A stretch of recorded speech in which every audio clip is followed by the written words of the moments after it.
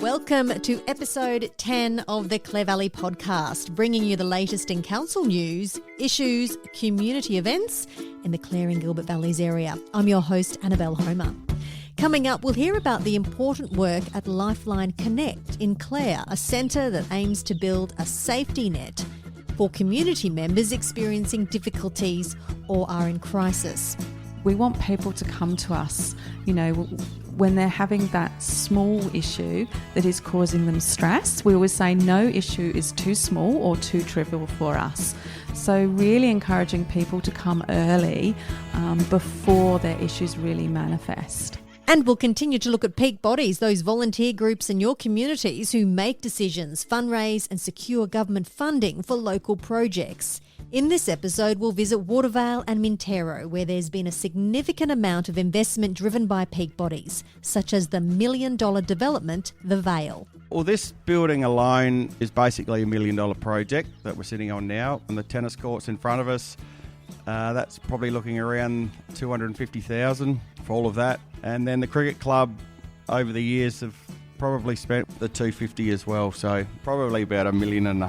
I would have thought spent. But first, to the latest news from Council headquarters, I'm joined by Andrew Christiansen, Director of Development and Community, and Leanne Kunoth, Director of Corporate Services, as the CEO, Dr. Helen McDonald, was down with COVID at the time of recording. Firstly, to Andrew, good news for those that drive electric cars, as 4 rapid charging stations are due to be installed in Clare. Yeah, it's actually pretty exciting. So the arrea has been engaged by the state government to put in a ultra-fast charging station network throughout South Australia, regional South Australia, and they've identified Clare as one of the places that they want to put it, and they're going to put in 4 rapid or ultra-fast charging stations. There's 3 different types, but this is the fastest one in the car park that's behind Cheapest Chips. So there'll be 4 there in the future, and this is really stage 1 of a broader rollout they're going to be doing, but it's quite exciting to have those things coming to Clare. How fast is fast? I think they said 15 to 20 minutes. So I think it's enough time for you to go there, grab yourself a coffee or something to eat, and then go back in your car and go on your way. So why has Clare been chosen?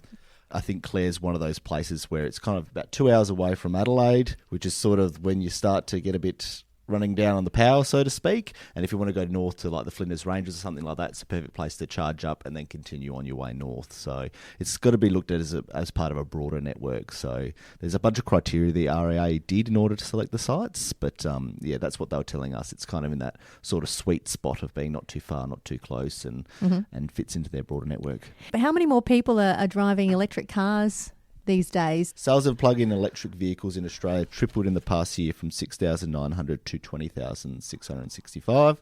Of interest, I suppose, is that there actually is currently a Tesla fast charging station at the Clare Valley Motel. So that's actually why you probably do see quite a few Teslas rolling around the Clare Valley, is because they've got that access to that charging station there. These stations are due to be implemented in Clare next year. Some more development happening at Melrose Park, the implementation of some toilets. Yeah, this is great. I mean, the toilets there have been complained about for a long period of time, and council listened to that, and through some funding from the local road and community infrastructure funding from the federal government, council directed some funding to some new toilets, and there's 6 new toilets going in the park, including disabled toilets, which is an important thing for us. And it's also being put in a more central location, so it benefits users both to the north of the park and to the south of the park as well. Councils have been investing hundreds of thousands of dollars into the park over recent times, including new bike park and also new playground as well as some other amenity upgrades. So you see new seats and that sort of thing going around there. So it's just part of that broader project to improve the park in conjunction with the Clare Valley model engineers, who do an amazing job. Is it electric toilets, like those electronic toilets with the door where you press the button and the door comes open? No, they're your boring toilets. Your boring toilets, okay. Yeah. Not the fancy toilets. They don't come cheap, I got to say, but there'll be a great outcome, really, particularly with disabled toilets. And also baby change facilities, which there currently aren't any at the existing toilets. So, yeah, they'll be put in there too, which is really important because so many families use that site. Leanne Kunoth joins me now. We're talking about rates and arrears. Let's look at the figures. How do they compare to this time last year? Well, they're actually way better, and we are in a better situation. We've got 2.8% of our rates that are outstanding. The total rate bill is 14.488 million. So we have, of that outstanding is only 2.8%. So when you actually think of it that way, it's actually not very many people. Of those, the ratepayers that actually are outstanding, there's 565. We have 54 of those ratepayers have a special arrangement, and those are the people that actually have agreed with us to get into an agreement for a payment plan. And then we also have people that have legal action against them, which is a bit unfortunate. And then we have where the balance is being pursued, and sometimes that could be a deceased estate, so it's out of the person's hand, or it might be that they are actually arranging for the sale of their property to happen, and that could also be an outcome that is good for them as well. It says that, especially with some of the ratepayers, they just don't take the council's calls or they don't respond. I mean, how common is that? Quite common. Certainly some people that do try to avoid paying their rates, which is their statutory responsibility, because if they don't pay their rates, then somebody else is subsidising them, those people that actually do. How many ratepayers are doing that? Probably about 400 odd, around that number. And I mean, some of those people end up in a situation where we will get to a Section 184 notice, which actually means that they've had 3 years outstanding, and then we can actually sell them up. So there is some investigations being done at the moment to finalise those people. Not a good way for them to be, but as I said before, if those people are not paying their rates, then somebody else is subsidising them by paying. 400 ratepayers are in that boat? Yes, they are, yes. That sounds like quite a lot. It's not a lot. I mean, it's been that way for the last 2 or 3 years. It's been a similar amount of rates that actually are outstanding, maybe a few more actual assessments that are being chased up. The actual number itself, as I said before, is only 2.8% of the total rate bill. So when you look at it that way, we are quite consistent with trying to work with people to try to get them to get their rates down, because it's no benefit to them for us to just leave it. So we are persistent in trying to call them and to get them to respond to us and get a payment plan in place, because they're better off to have communication with us than they are to just not answer our phone calls. You mentioned that council has the right to sell the property if they haven't paid their rates in 3 years. How often has that happened? In, say, the last 10 years, we've probably done 2 or 3. That's probably it. It's not a common practice. We do normally get to that stage and people actually think, oh, okay, they're getting serious now, borrow money or sell their property if they can't own property. Sometimes it's like a rural property, not got a house on it. So those are the properties that they leave outstanding rather than the ones with their house on it. If there's a house on it and there's people living in it, council will try to do everything they possibly can to get them to come to the table and talk to them about working out a payment plan. And quite often they do get to that stage, but they often get help by neighbours or help by friends, or somebody comes in at the last minute to pay it, so that they actually don't get to that stage. Is it residential, primary production or vacant land? What are the percentages as to which of those ratepayers are in arrears? Well, yeah, 79% of the outstanding rates is from residential people and 13% from primary production, and then vacant industrial and commercial makes up the remaining 7%. So mostly in residential. Council elections are coming up. There are 2 briefing sessions that will be held over the next month. What are the details there? Monday the 8th of August at the Barbara J. Long Function Room in Clare Town Hall at 7 o'clock, and Tuesday the 9th of August at 7 p.m. at the Riverton Recreation Ground. Both are candidate briefing sessions. These where people that are potential council nominees come along to listen to what it's like to be a councillor and what they might be in for if they are interested in putting up their hand for councillors. And we've actually invited 2 special guests to attend our sessions, and both are young females, one from Wakefield Regional Council, Kathy Agnew, and one is Councillor Hibbert from the Regional Council of Goyder, and she's coming to the Clare session to talk to people about what her experience has been like as being a council member. So if you're interested in running for council, make sure you pop by these sessions. You'll get a great insight into a day in the life of a councillor. Nominations open on Tuesday the 23rd of August and close at noon on September the 6th. Clare Valley Podcast. Clare Valley Podcast. You're listening. Clare Valley Podcast. Clare Valley Podcast.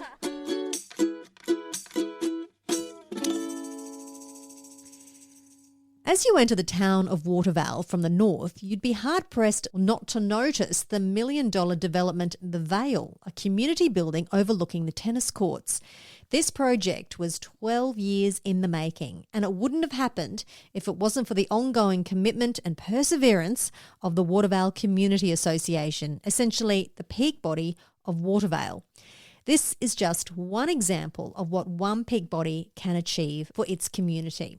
I caught up with Greg Brixey, chair of the Watervale Community Association, to hear about the story behind the Vale and the blood, sweat and tears that went into making it happen. Well, the Vale itself, where we're sitting now, was a bit of a pipe dream back in 2009 is when it originally started. So we went through a fairly large process of town meetings and planning and other things just to get it off the ground, and then multiple grants and fundraising. And I think by 2016 we went to council and asked them whether they would do a DA for us on the building on what we'd designed, so we were basically shovel ready to go. So if any grant opportunities turned up, we were good to go. So sat around for about 4 years and finally we got some funding in the end, which was fantastic. So how much money has been invested into this? Well, this building alone is basically $1 million project that we're sitting on now. And the tennis courts in front of us, that's probably looking around $250,000. And then the cricket club probably spent with re-turfing the grass, full pop-up irrigation system, 2 big water tanks, bores and everything else there, probably up around the 250 as well. So probably about $1.5 million, I would have thought, spent. So you mentioned there was some, obviously, government grants involved in this, but how much did the community have to fundraise? Towards this building, we would have put about $400,000 towards this building itself. Tennis club would have paid for half of what theirs was, and the cricket club probably not in a monetary value, but they basically put all the irrigation in themselves, did the fence all themselves. So labour, which was huge, hours and hours of work there. So how did you raise the money? Lots of sausage sizzles or what? Well, the community one was pretty much from funds from when we sold the hall back in 2013, I think it was. We sort of did do fundraising. We used to have the Day on the Greens back in the day, and we used to have the bush camping through the park here, so we had sort of money from them. But in the same time, we had that money invested, but then we probably could have sat on it, but we kept putting money back in towards the park and doing little things all the time. So yeah, we sort of just sat and waited and eventually got some state funding and a bit of federal funding and then funding out of the council, which was fantastic. So was this initially driven by the community association, like what you're involved with, or has this been one person's vision? Yeah, that was probably my fault, I suppose, being young, and the state that the hall was in, toilets were condemned. It was full of asbestos. There wasn't really ever a kitchen in it. It needed a lot of work. It needed a lot of acoustic work. It was basically a bit of a money pit, really, for something that we couldn't make money out of. And at that stage, I think Labor were in government and they were throwing money around left, right and centre. And we thought, well, here's an opportunity. If we can sell this building and redevelop it down here at the Oval, which is a bit safer off the main road, safer for the kids, and make it more of a sort of a family environment, we thought, oh, that'll be a good idea. So yeah, here we are 13 years later. Yvonne, you are the chair of the Mintaro Progress Association. We've just heard what Watervale's been doing over the last couple of years. What's been going on in Mintaro? Bit smaller scale to Watervale, but in 2019 we secured some funding, the Clare and Gilbert Valley Council, as well as the Building Better Regions funding, around in the vicinity of, it was about $150,000 when you include what the Progress Association and the Mintaro community raised, to upgrade the Institute. So that was a massive project. The Institute was looking very tired. We were able to put in all access toilets, do the flooring, absolutely paint it throughout, modernise it inside, but still maintain the heritage and the history of the building. So that has been fabulous. It's a beautiful venue now for events, very good for webinars and workshops. We've got a 75-inch TV there now where people can do webinars and workshops and facilitate those sorts of events. So that was great. Our next thing is to look at landscaping the back of the Institute so that that area can be beautified and look really attractive. The other part of that was highlighting the heritage and the history of Mintaro. So one of the key features was some work that we've done around the heritage banners that sit in the windows of the Institute. And I know we see so many tourists, so many people just stop and read them. It's just been a really lovely thing to be able to do. What we're now working on is more of a heritage walking trail around Mintaro and having QR codes outside of each of the buildings and each of the historical places so that people can just use their phones and then they can find out a bit of information, and if they want to find further information there'll be links to that as well. So how many people are on your association? On our actual committee there's 8, but we've got members of probably 50, 60 members. It's an older population, an older demographic. Younger people, few and far between in Mintaro. We do have a couple of young families, or a few young families, but I think one of our greatest challenges is that because it's an older demographic, it's getting those younger people interested and involved in what's happening. We try very much to include them in the decisions that we make around, okay, this is an area we want to do something with, how should we do it, what should it include, but there's not very many young people, and so it's a challenge. And so we've got an AGM coming up in August, and filling positions on the committee I know already will be a challenge. Greg, what's some of the challenges that you guys have faced at Watervale? We've just heard from what's happening in Mintaro. Are you feeling the same way? There's always plenty of challenges. There's always a bit of backlash from some people that don't honestly agree with what you're doing or why you're doing it, but you just sort of got to stick to your guns and look at the bigger picture sometimes. One concern Yvonne and the Mintaro Progress Association is facing is whether to take over the lease of Watervale Park.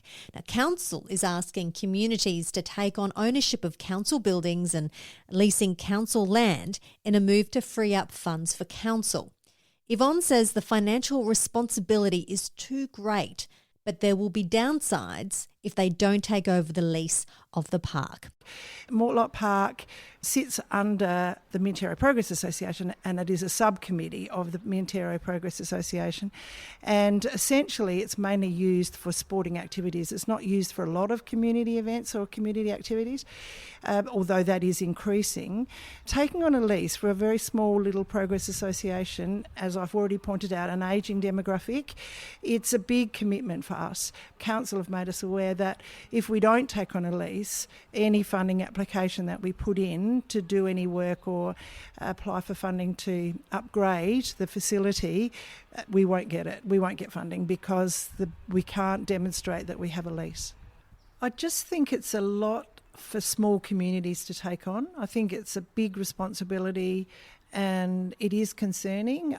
It doesn't sit very well with me, and it concerns me that as the chair of the Progress Association that I'm signing a lease on behalf of a community to take on this responsibility, whilst I know it's the whole committee that will make that decision, but it's my signature that goes on the lease.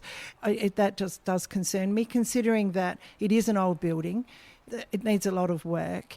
Historically we know that the bowling club in Mintaro took on a lease for a building that really wasn't fit for purpose as well, and they've really, really struggled to do those upgrades, and having the lease on reflection hasn't really helped them.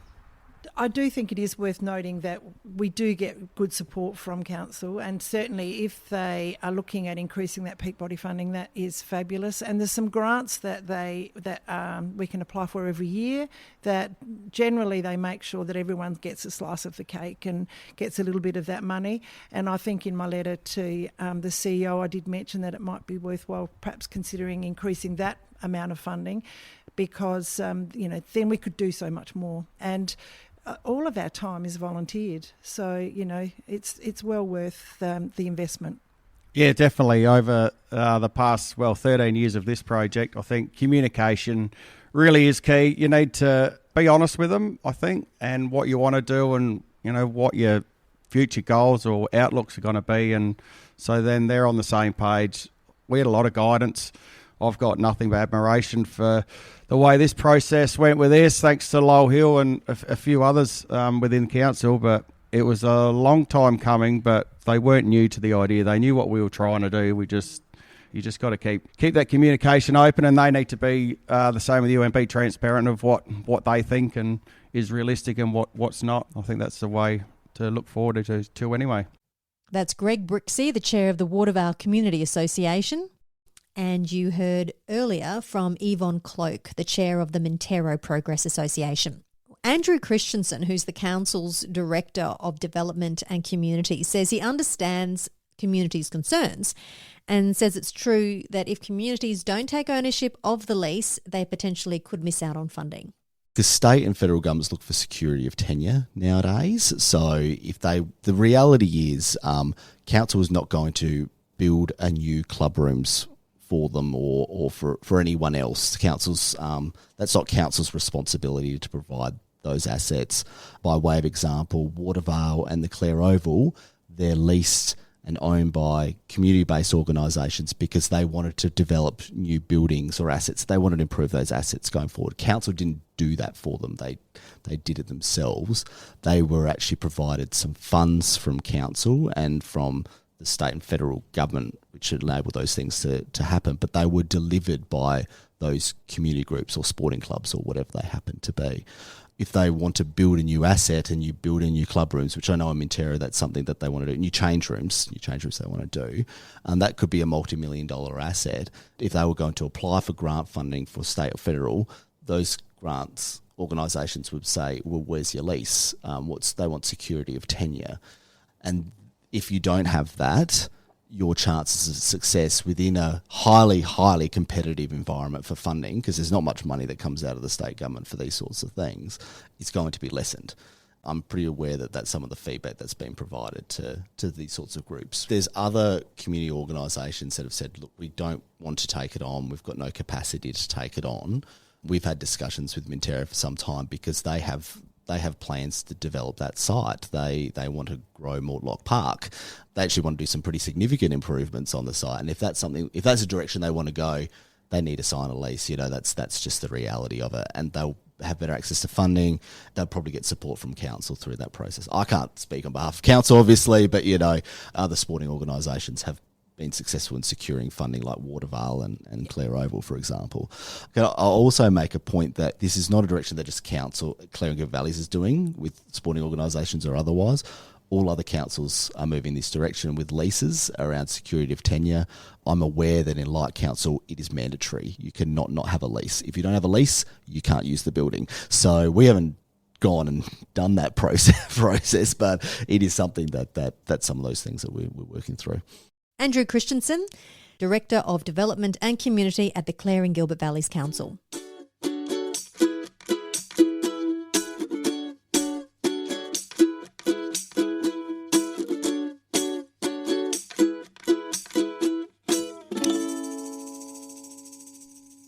In the heart of Clare, there is a place where people can go to who are experiencing social, financial or mental health challenges.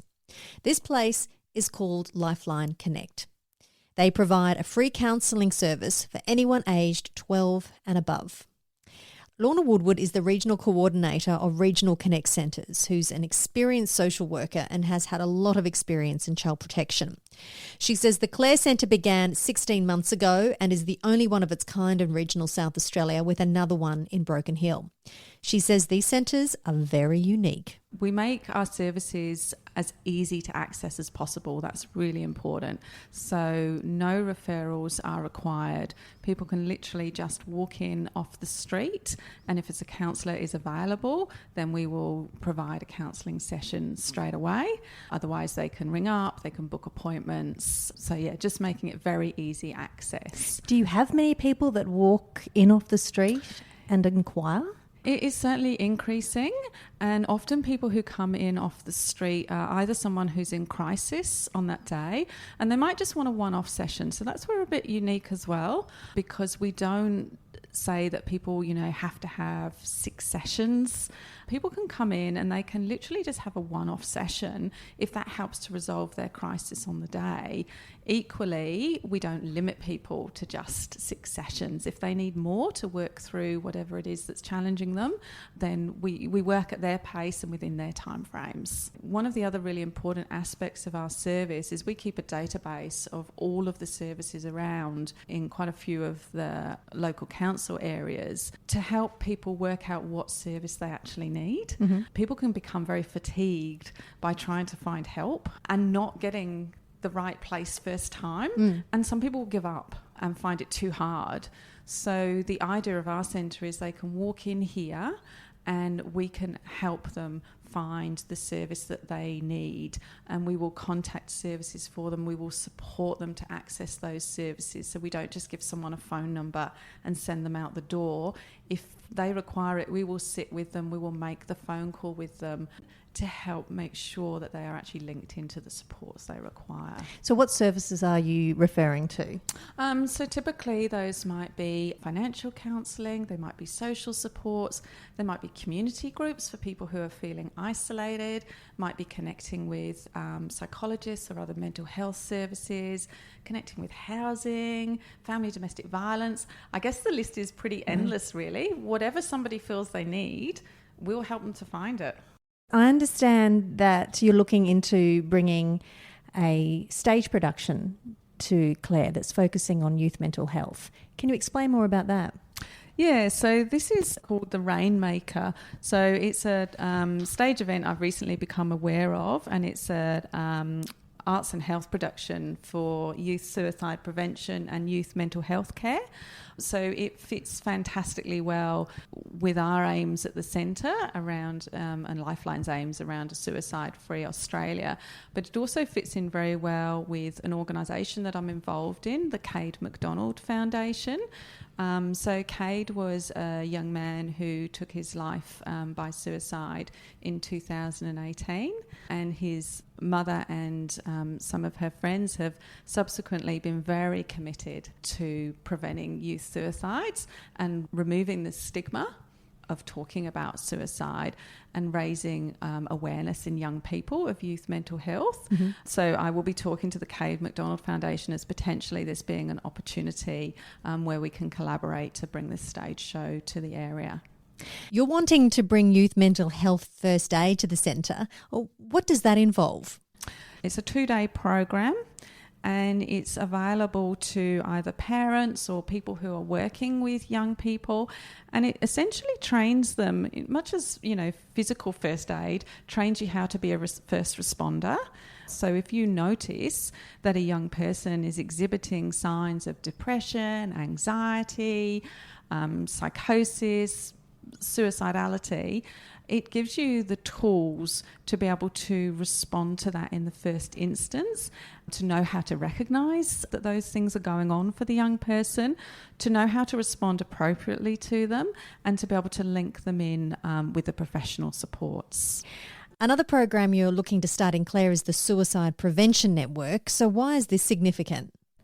Yes, so suicide prevention networks are really an opportunity for members of the community to come together in a structured way, supported by Wellbeing SA, to look at how to raise the profile of mental health issues within their area, to undertake, different events for health and wellbeing of people, and to, again, reduce the stigma associated with mental health and suicide. So it's all about getting conversations going in the community. So the network we're establishing here for the Clare and Gilbert Valley region is called Trailblazers. We chose that name because it links into, there are lots of opportunities for outdoor activities with walking here. So we're focusing on that link between physical and mental health. And we're hoping that our first activity will be a joint event with Clare High School and with the K. McDonald Foundation, and looking at doing a walk on the 10th of September, which is Worldwide Suicide Prevention Day. Lorna, a bit about you. What led you down this path? Yeah, so my background is I'm a social worker. Originally trained in the UK and then moved to Western Australia 14 years ago. I've predominantly worked in child protection. I moved to South Australia about 18 months ago and saw this opportunity with Lifeline. I'm really passionate about mental health, and I guess having worked in child protection, I work with a lot of young people who experienced trauma and saw how that trauma carried on into adulthood. Work with a lot of people who faced a lot of struggles in life around, family domestic violence, drug and alcohol abuse. And it just made me realise that mental health was linked to so many aspects of those people's lives, and whether mental health was the initial trigger for their difficulties or mental health became the outcome of some of their life struggles.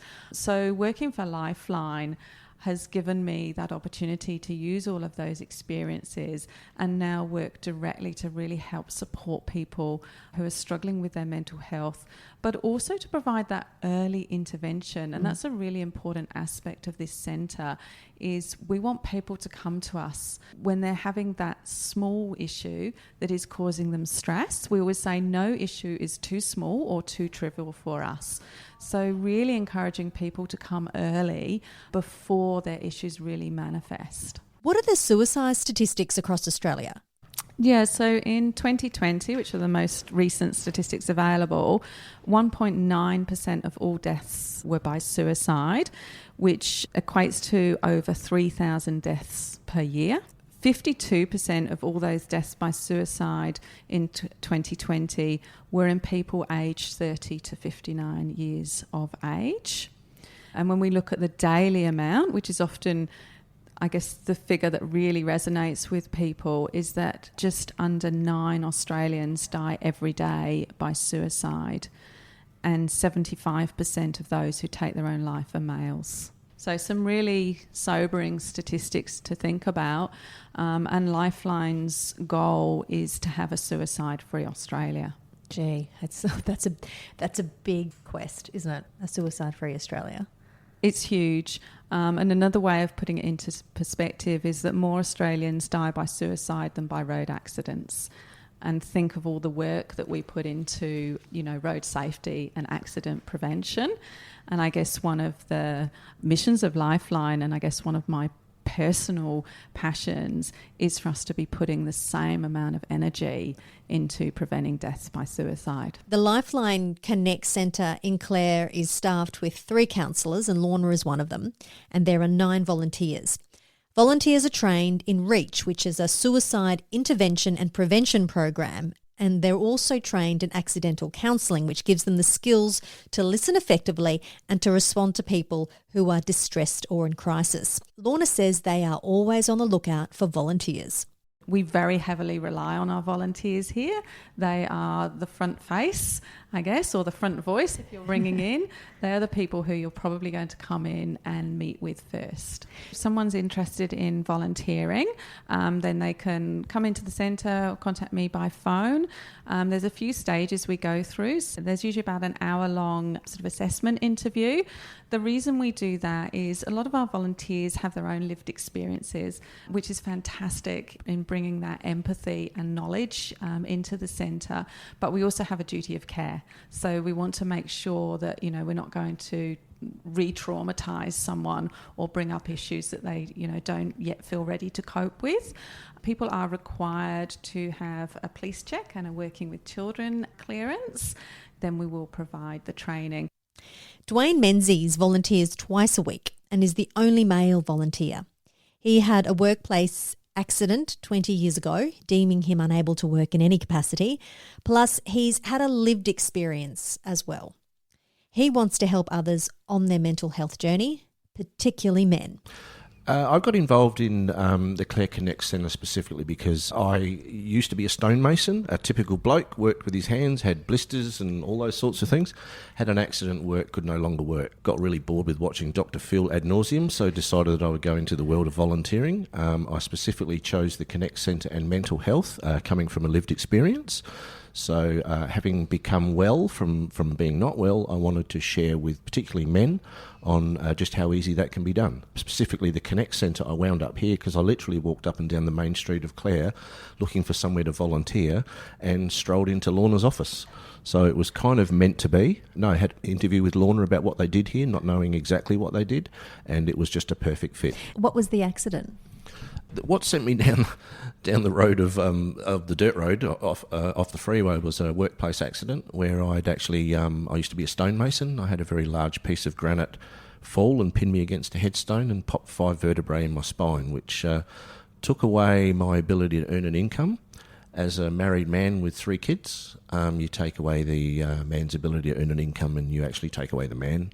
So that was the catalyst for a whole bunch of other things that happened from that point. Breakdown in marriage, all those sorts of things. You know, my daughter goes to uni. Very hard to put her through uni on a disability pension, but I do that. I don't dwell on it. I went through the work cover system, which was a horrible system. No, I didn't get some big payout that enabled me to buy a Ferrari and a house. I got nothing. Having said that, I would actually go as far to say it was probably the best thing that happened to me. Because when I was working, I always had a mental health problem. I always knew that something was in the background that wasn't right. But when you're earning $2,000 a week as a stonemason and you feel a bit bad, you can go out and have a beer, you can buy a bottle of scotch, you can go to the movies, you can go and buy a schnitzel parmigiana, and that'll keep you happy for the next, 5, 6, 7 hours. When you're suddenly reduced to a shell, if I don't mean that in a bad way, suddenly you have to start looking at things in a different way. You can no longer have money to buy things to keep me happy. I realised that I was actually band-aiding a situation for a very long period of time. So through having an accident at work, through not working, and through all these life changes, I would actually honestly say I came out a better man. And my ex-wife would tell you that in a heartbeat. I still have a relationship with my ex-wife. I guess that's the point I try to make to a lot of people. Whereas before I would gain pleasure from a Parmigiana, a fast car and a hot motorbike, now I get pleasure from a walk in the grass, taking the dog camping. I've dumbed my life down to basics, and I've got to tell you, mate, I think it was I live a better life now than I did before. Would you be able to share your lived experience? Absolutely, because my story is I came from a very normal middle-class family with no problems, none at all. And then something in life hit me from the side that I didn't see coming. I won't go into details about that. That's for a different time. But it shows me that it doesn't matter what you do in life. Something can just knock you off your tracks very easily, and that then shows you that you're not safe. So it was from that point on that I started to struggle. I got to the point where there was no help. I'd had an attempt and was taken to hospital and treated terribly and shown out the door, and what a dickhead. What era was this? This was probably in the early 80s, about the 80s. If you fronted a hospital having a suicide attempt, you were considered to be, weren't treated very well at all. There was no ongoing help. Later in life, I had a marriage breakdown and whatnot, because I think I'd always had what I call men problems. Men problems being, we don't speak. We have to throw a pointy stick at a mammoth when we were cavemen, and we wouldn't stop to think about that, and we don't stop to think about what we do now.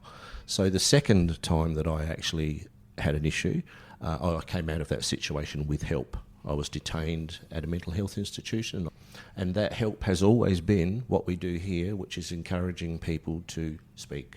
I don't think there are any cures for life. It's about how you process what happens to you. And it's really that simple to just rethink the way you look at things that happen to you and the way the world around you functions. And as men, we don't tend to do that. Because we do tend to sit in the truck with the V8.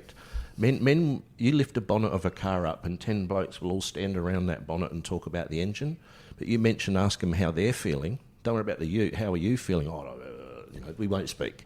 So that's where this place comes in. Hilary, what's your focus here? I'm a retired social worker, and I've also regained my computer skills.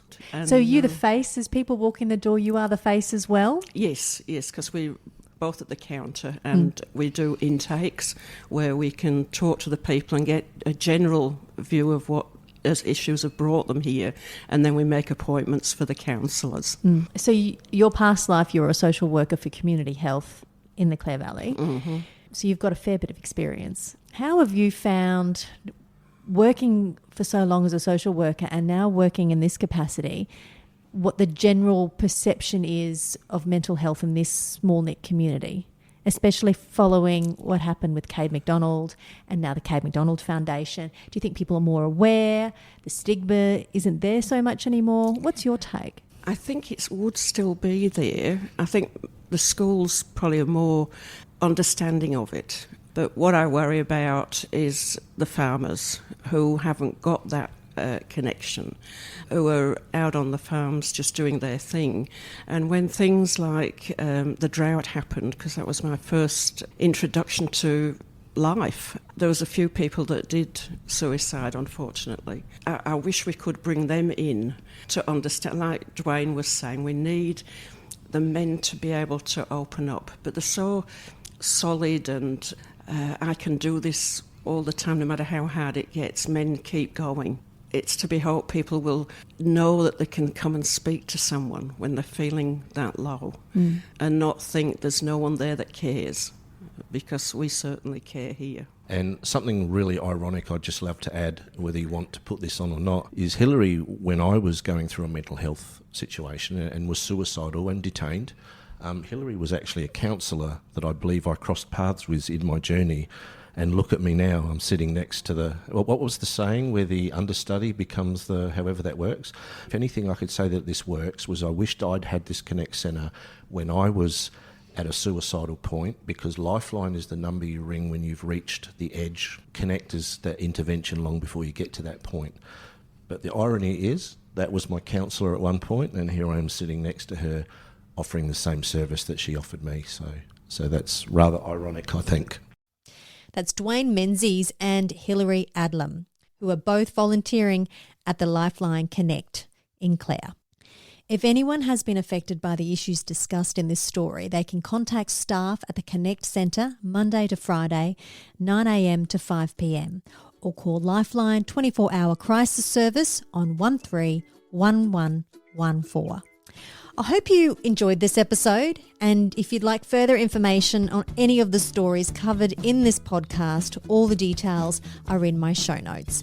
If there's someone or something that you love for us to cover on the podcast, please don't hesitate to get in contact. This podcast is proudly supported by the Clare and Gilbert Valleys Council. I'm Annabelle Homer. I'll catch you next time.